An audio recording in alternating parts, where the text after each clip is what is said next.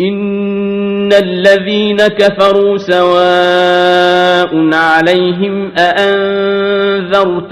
أم لم تنذرهم لا يؤمنون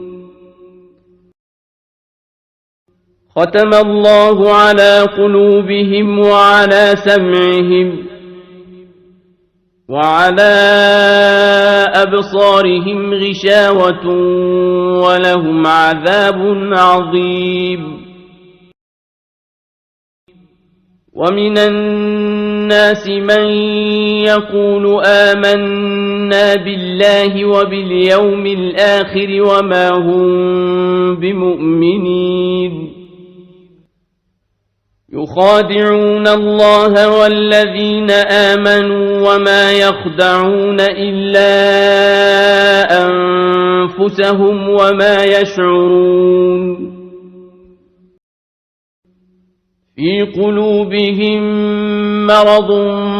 فزادهم الله مرضا ولهم عذاب أليم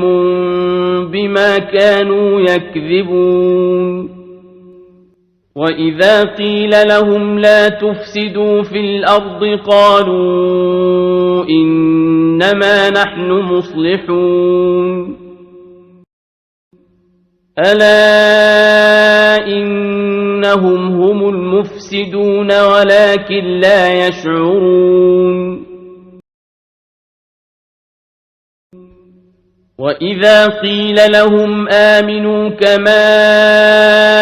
آمن الناس قالوا أنؤمن كما آمن السفهاء ألا إنهم هم السفهاء ولكن لا يعلمون وإذا لقوا الذين آمنوا قالوا آمنا وإذا خلوا إلى شياطينهم قالوا إنا معكم إنما نحن مستهزئون الله يستهزئ بهم ويمدهم في طغيانهم يعمهون أولئك الذين اشتروا الضلالة بالهدى فما ربحت تجارتهم وما كانوا مهتدين